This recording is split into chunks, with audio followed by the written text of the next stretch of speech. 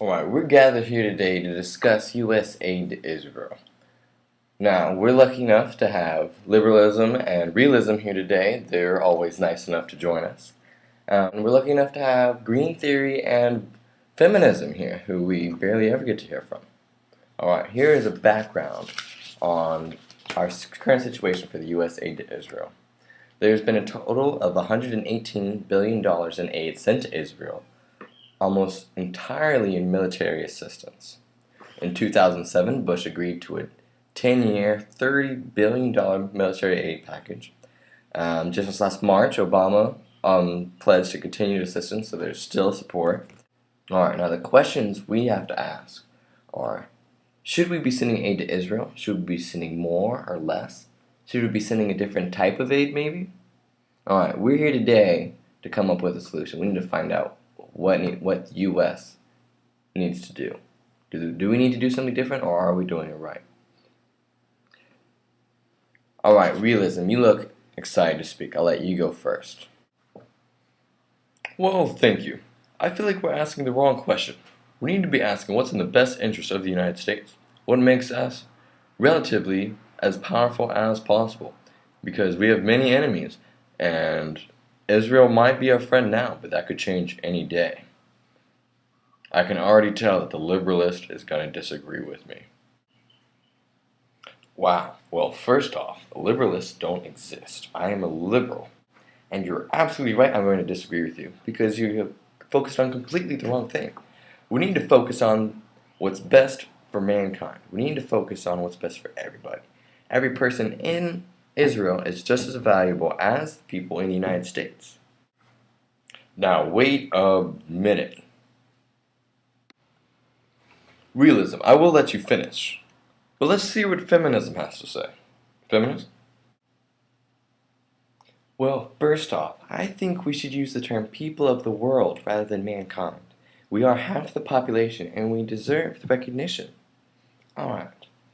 Now, I would somewhat agree with our liberal in that we should focus on the interest of the people of the world. But I feel like he's going about it the wrong way.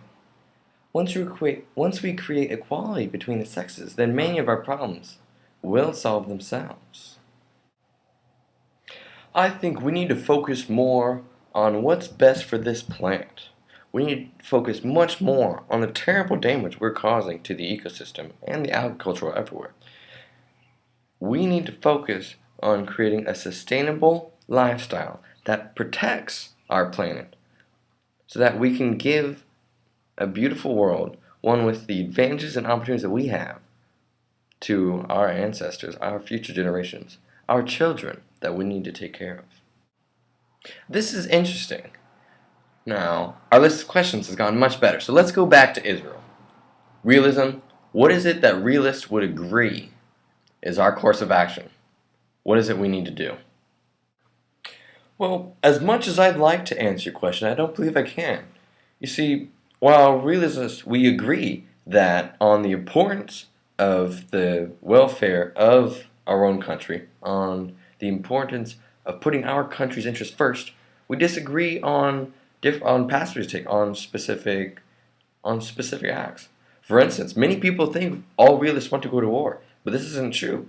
It could very easily be in a country's best interest to stay home and not go to war. People often make a very similar mistake with liberals. You see, people think that liberals never want to go to war, but this isn't true at all. A war could be justified through liberalism merely if it has humanitarian aims.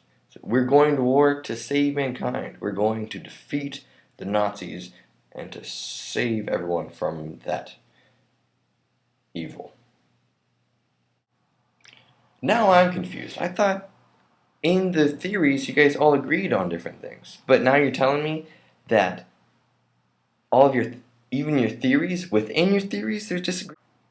Absolutely, we have disagreements too. Don't you, feminism? It's true. Wow, well, we're out of time. We might not have come up with an answer to what we should do with Israel, but I sure have learned a lot when it comes to international relations, political theory.